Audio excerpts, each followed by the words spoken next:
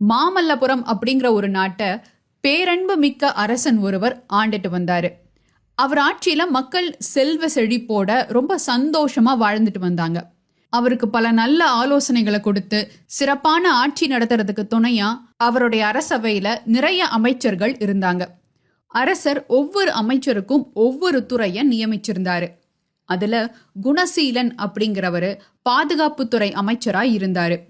எதிரிகளுடைய தாக்குதலை தடுக்கிறது, பிற நாடுகள்ல நிலவர அரசியல் சூழ்நிலையை கண்காணிக்கிறது, ஒற்றர்களை வச்சு ரகசியமா அந்த நாட்டுக்கு எதிரி நாட்டிலிருந்து வர ஆபத்துக்களை தெரிஞ்சுக்கிறது, புது புது போர்க்கருவிகளை உருவாக்குறது, காலாட்படை, தேர்ப்படை, யானைப்படை, வில்படை, குதிரைப்படைன்னு 5 விதமான படைகளையும் கட்டுப்பாட்டுல வச்சிருக்கிறதுன்னு மிக முக்கியமான வேலைகளை எல்லாம் குணசீலன் தான் பார்த்துக்கிட்டு வந்தாரு.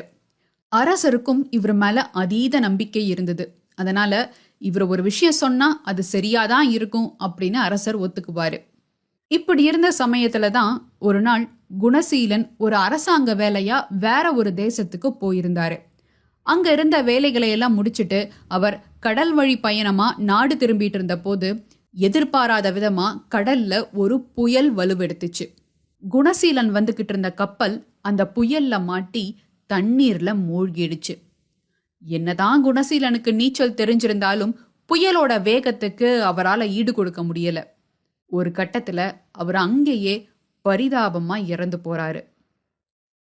அவரு இறந்து கொஞ்ச நாட்கள்லயே அந்த நாட்டுல ஒரு புரட்சி படை உருவாகி இருக்கிறதா மன்னனுக்கு செய்தி வருது. நான் ஏற்கனவே சொன்ன மாதிரி இந்த நாட்டுடைய பாதுகாப்பு சம்பந்தமான எல்லா விஷயங்களும் குணசீலனுக்கு தான் தெரிஞ்சிருந்தது. அவர் தான் அதையெல்லாம் கவனிச்சுட்டு வந்தாரு. இப்போ அவர் இல்லாததுனால ஒற்றர்கள்னு சொல்லிட்டு உள்ள வந்து தவறான செய்திகள் கொடுத்து தன்னை யாராவது திசை திருப்ப வாய்ப்பு இருக்கு, இல்லைன்னா உண்மையிலேயே மற்ற நாட்டு மன்னர்களுடைய சதித்திட்டத்தால புரட்சி படை உருவாகவும் வாய்ப்பு இருக்கு அப்படின்னு புரிஞ்சுக்கிட்ட மன்னன் மற்ற அமைச்சர்களை கூட்டி ஒரு ஆலோசனை கூட்டம் நடத்துறாரு. குணசீலனுடைய வேலைகளை மற்ற அமைச்சர்களுக்கு பிரிச்சு கொடுக்கலாமா, இல்ல இதுக்கு புதுசா ஒரு அமைச்சரை நியமிக்கலாமாங்கிறத அந்த கூட்டத்துல விவாதம் பண்ணிக்கிட்டு இருந்தாங்க. அந்த வேலையில இருக்கிற ஆபத்தை யோசிச்சு மற்ற அமைச்சர்கள் யாருமே குணசீலன் இடத்துக்கு வர ஆர்வம் காட்டல. பொறுப்புகளை தட்டி கழிக்கவே பார்த்துக்கிட்டு இருந்தாங்க. இத புரிஞ்சுக்கிட்ட மன்னன், சரி இப்போ அரசாங்கத்துல இருக்கிற அதிகாரிகள்ல நல்ல போர் பயிற்சியிலையும் வீர செயல்களையும் தேர்ச்சி பெற்ற யாராவது இந்த பதவிக்கு நியமிக்கலான்னு முடிவு பண்றாரு. அப்படி சாதாரணமா ஒருத்தருக்கு அமைச்சர் பதவியை தூக்கி கொடுத்துட முடியாதுங்கிறதுனால ஒரு போட்டி வச்சு அதிலிருந்து அமைச்சரை தேர்ந்தெடுக்கலாம் அப்படின்னு மற்ற அமைச்சர்கள் எல்லாம் ஆலோசனை சொல்றாங்க. அதன்படி அரசாங்கத்தில் இருக்கிற பல உயர் அதிகாரிகளுடைய அறிவுத்திறன், வீரம், பொறுமை, சமயோஜித புத்தின்னு பலவிதமான போட்டிகள் நடந்தது. இது எல்லாத்தையும் கடந்து ஒரு 5 பேரு தேர்வானாங்க. இப்போ இதுல யார பாதுகாப்புத்துறை அமைச்சரா தேர்ந்தெடுக்கிறது அப்படின்னு அரசருக்கும் மற்ற அமைச்சர்களுக்கும் ஒரே குழப்பமாயிடுச்சு. ஏன்னா எல்லாருமே ஒரே அளவிலான திறமைசாலிகள் தான். அதனால ரொம்ப நேரம் யோசிச்ச அரசர் தன் காவலர்களை கூப்பிட்டு ஏதோ கட்டளை போட்டாரு. இந்த பதவிக்கான இறுதி போட்டி ஒரு பெரிய மைதானத்துல ஒரு குறிப்பிட்ட நாள்ல நடக்கும் அப்படின்னு அறிவிப்பும் கொடுத்தாரு. நாட்டு மக்கள் எல்லாரும் அந்த இறுதி போட்டி எப்படி இருக்க போகுதுன்னு ஆவலோட எதிர்பார்த்துக்கிட்டு இருந்தாங்க. கடைசியில போட்டிக்கான அந்த நாளும் வந்தது. ஒரு பெரிய மைதானத்துக்கு நடுவுல சுமார் 600 அடி நீளத்துக்கும் 500 அடி அகலத்துக்கும் 100 அடி ஆழத்துக்கும் பெரிய அளவிலான குளம் ஒன்று வெட்டப்பட்டிருந்தது. அந்த குளத்தை சுத்தி பாதுகாப்பு வீரர்கள் நிறுத்தி வைக்கப்பட்டிருந்தாங்க. அந்த குளம் முழுக்க தண்ணீர் நிரப்பி அதுல நிறைய விஷ ஜந்துக்கள் விடப்பட்டிருந்தது. எது கிடைச்சாலும் அதை ஒரே அடியா விழுங்கக்கூடிய முதலைகள் அப்பப்போ அந்த குளத்திலிருந்து வெளியில எட்டி பார்த்துக்கிட்டு இருந்தது.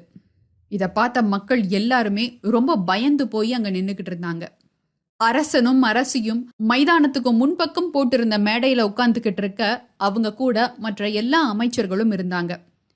போட்டியில கலந்துக்க கூடிய வீரர்கள் எல்லாரும் அங்க வந்ததும் அரசர் அவங்கள பார்த்து, எவர் ஒருவர் இந்த குளத்தின் ஒரு பக்கத்திலிருந்து இன்னொரு பக்கத்துக்கு நீந்தி கடந்து வராங்களோ அவங்க தான் இந்த போட்டியுடைய வெற்றியாளர், அவர் தான் இந்த நாட்டுடைய பாதுகாப்புத்துறை அமைச்சர் அப்படின்னு அறிவிக்கிறாரு. பசியோட அலைஞ்சுக்கிட்டு இருக்கிற அந்த விஷ ஜந்துக்களை பார்த்ததும் 10 அடிக்கு முன்னாடியே எல்லாரும் நின்னுட்டாங்க. அதுல 3 பேர் திரும்பி ஓடியும் போயிட்டாங்க. இத பார்த்த அரசருக்கோ ரொம்ப கவலையாயிடுச்சு. திடீர்னு மக்களுடைய ஆரவாரம் சத்தம் கேட்க அரசனும் அரசியும் நிமிர்ந்து பார்த்தாங்க. ஒரே ஒருத்தர் மட்டும் அந்த பள்ளத்தை நோக்கி முன்னால வந்து நின்னாரு. மக்கள் எல்லாரும் ஊக்குவிக்க வேற வழியே இல்ல, இறங்கியே ஆகணும் அப்படிங்கிற சூழ்நிலையில அவர் அடுத்த அடியை எடுத்து வைக்கும் போது, அப்படியே நில் அப்படின்னு ஒரு குரல் வந்தது. எல்லாரும் ஒரு நிமிஷம் அமைதியாய் திரும்பி பார்த்தாங்க. என்னாச்சு அரசருக்கு? ஏன் திடீர்னு போட்டியை நிறுத்திட்டாரு அப்படின்னு எல்லாருக்கும் குழப்பமா இருந்தது. போட்டி முடிந்து விட்டது. இதோ இவர்தான் நம் பாதுகாப்புத்துறை அமைச்சர் அப்படின்னு அரசர் அறிவிச்சாரு. அரசிக்கோ கோவம் வந்துருச்சு. போட்டியில கலந்துகிட்ட வெற்றி பெறதுக்கு முன்னாடியே எப்படி இவர்தான் அமைச்சர் முடிவு பண்ணீங்க அப்படின்னு கேட்டாங்க. அதுக்கு அரசரோ, இந்த நாட்டுடைய பாதுகாப்புத்துறை அமைச்சரா வரவருக்கு வீரம் இருந்தா மட்டும் பத்தாது, எதையும் எதிர்கொள்ற துணிவு வேணும். இங்க வந்த எல்லாருமே போட்டியில கலந்துக்கிறதுக்கு முன்னாடியே ஓடிட்டாங்க. இந்த போட்டி இவ்வளவு ஆபத்தானதா இருந்தும் அதை சந்திக்க தயாரான இருப்பாரு. அதுதான், அந்த தைரியத்துக்காகத்தான் அவரை தேர்ந்தெடுத்தேன். எனக்கு நல்லாவே தெரியும் இந்த பள்ளத்துக்குள்ள இறங்குனா ஒருத்தர் கூட உயிரோட மேல வர முடியாதுன்னு அப்படின்னு அரசர் சொல்ல, மக்கள் எல்லாருமே அங்க இருந்தவரை பாராட்டி கைத்தட்டுனாங்க.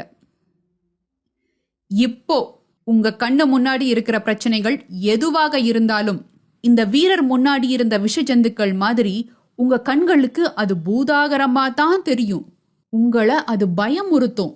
இது எல்லாமே நீங்க அதை எதிர்கொள்ள பயந்துட்டு ஒதுங்கி நிக்கிற வரைக்கும் தான்.